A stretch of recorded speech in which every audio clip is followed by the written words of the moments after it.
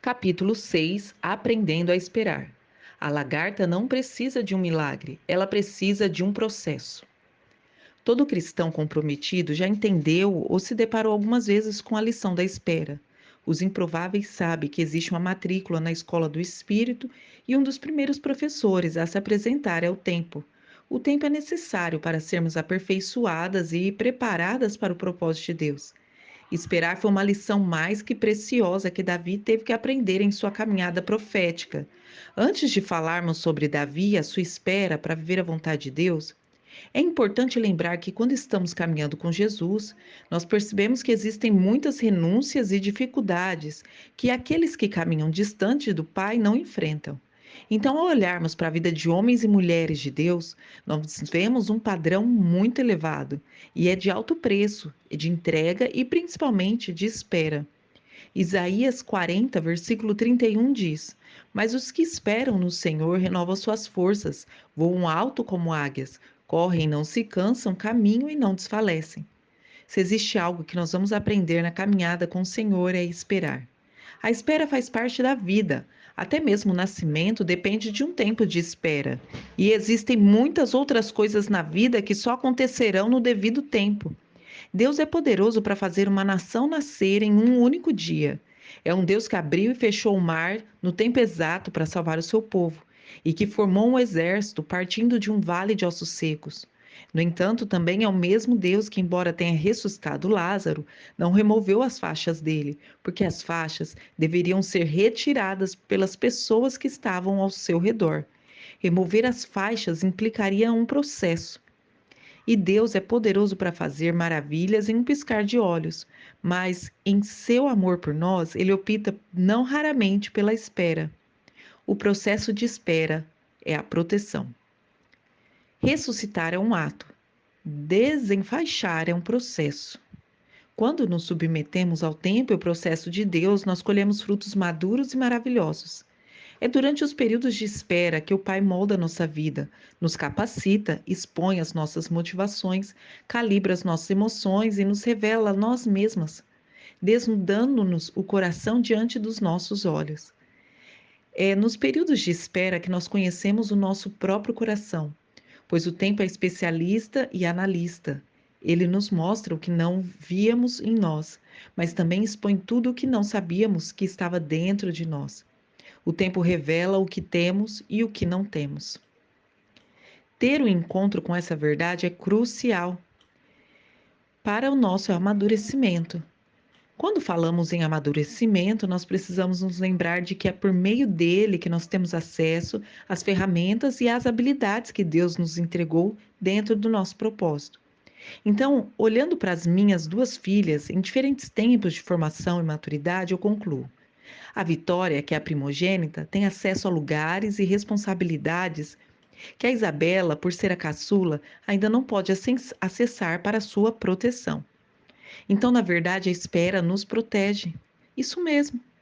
Por mais difícil que seja esperar pelos seus sonhos, como aquela promoção no trabalho ou a gravidez tão desejada, quem sabe até um casamento esperado, a espera funciona como um sistema de proteção e prepara para o que virá. Então, nós precisamos ser forjadas para receber dos céus o que a terra não pode nos oferecer. Por isso, o tempo de espera é fundamental para desenvolvermos o caráter de que precisamos no ministério para o qual Deus nos chamou. A espera trata e prepara o coração. Assim como o lugar secreto e os períodos em que somos escondidas por Deus, os tempos de espera são essenciais para sermos forjadas e suportar todo tipo de exposição. Estar exposto e ser chamada ao ministrar a multidões é um tipo de chamado do qual Deus precisa preparar algumas de nós. E muitas, ao ocuparem essa posição, acabam cedendo à pressão da visibilidade, sucumbindo diante da vaidade e da aprovação dos homens. Por isso, as mulheres improváveis de Deus logo aprenderão a preciosa lição da espera, que as protege de uma exposição precoce. O processo da espera gera confiança. Muitas pessoas não confiam em Deus porque não têm um relacionamento com Ele e não se conhecem. Isso quer dizer que quanto mais distante e raso for um relacionamento, mais medo e insegurança vai ser gerado. Nesse sentido, então, a espera requer confiança de que o que se espera tem uma finalidade justa e boa para o nosso crescimento. Por isso, nós só confiamos em pessoas cujo relacionamento tenha passado pela nossa prova de lealdade. Quando temos um relacionamento genuíno com Deus, nós desejamos buscá-lo para conhecer a vontade dele. Nós aprendemos a depender dele e a obedecer diariamente, não por obrigação, mas por amor e desejo agradar o coração do Pai. Então, uma mulher cheia do Espírito Santo não é uma mulher perfeita, mas é uma mulher que aprendeu o processo da espera por meio da confiança. Ela aprendeu a priorizar a busca por Deus e as diretrizes capazes de transformar a sua realidade. As mulheres que aprenderam a esperar compreenderam que não existe uma resposta mágica para aquilo que, do ponto de vista de Deus, exige um processo. Jesus exemplificou a importância do tempo de espera e da dedicação que é importante. Ele passou uma noite inteira orando para escolher os seus discípulos. Se Jesus dedicou todo esse tempo para tal tarefa, quem somos nós para tomarmos decisões sem a direção do Pai? Nesse sentido, é óbvio que nós precisamos andar sob a direção e o comando do Senhor, sabendo que esperar a direção dele não é perder tempo, é entender que esperar é tão importante quanto a direção que nós vamos seguir, pois a própria espera nos capacita para ela. E a maioria das mulheres se sentem um pouco perdidas enquanto esperam. Muitas questionam o que fazer nesse período, e há, no entanto, 4 ações importantes que devem ser levadas em consideração. Primeiro, permanecer firme na última orientação recebida. Segundo, ser intencional. Terceiro, perseverar em oração. E quarto, manter a intimidade com Jesus.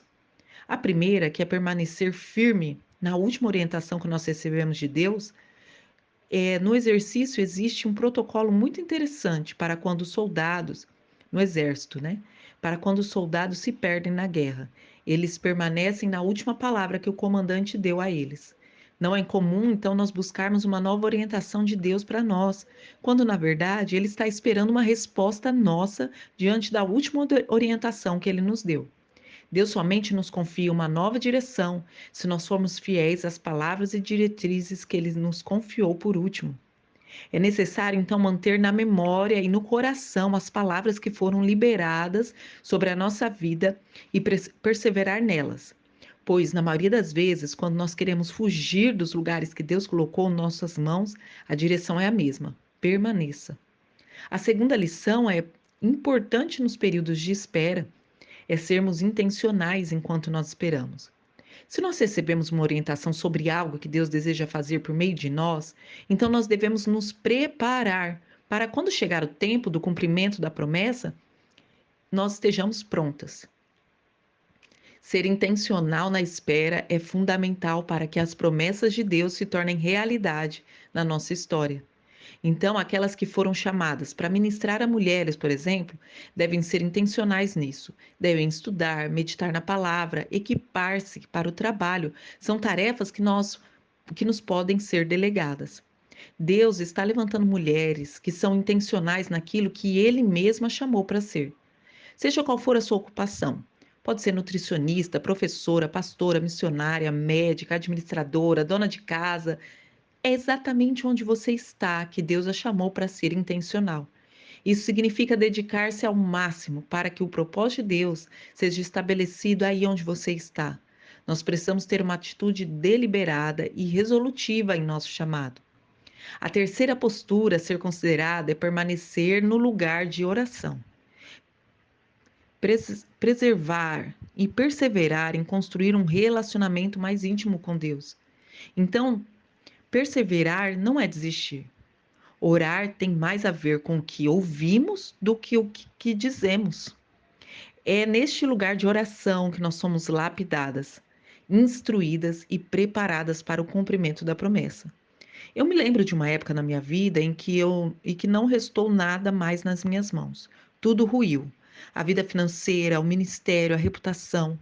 No entanto, a oração continuou de pé.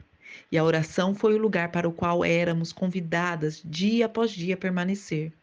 E era neste lugar que Deus nos sustentava e ministrava dia após dia. E você? Você está em um tempo difícil de espera? Então, persevere na oração. A oração calibra a tua vida.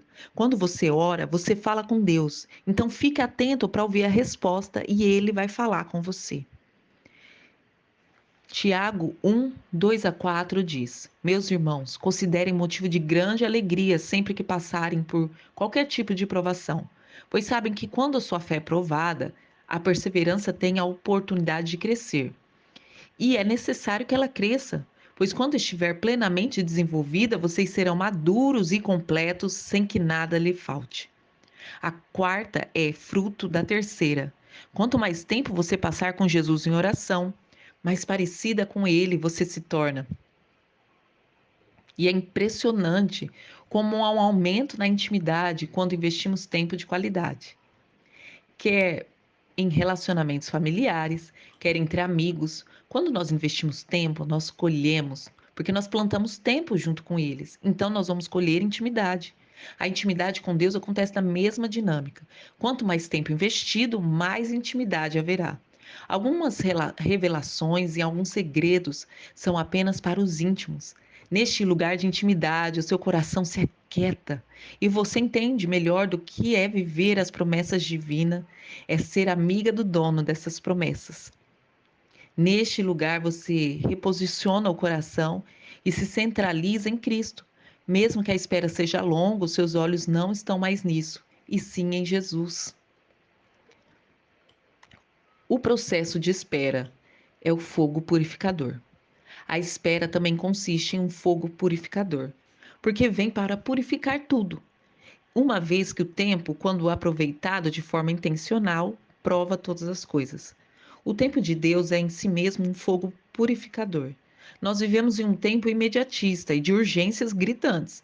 Por isso nós não gostamos de esperar.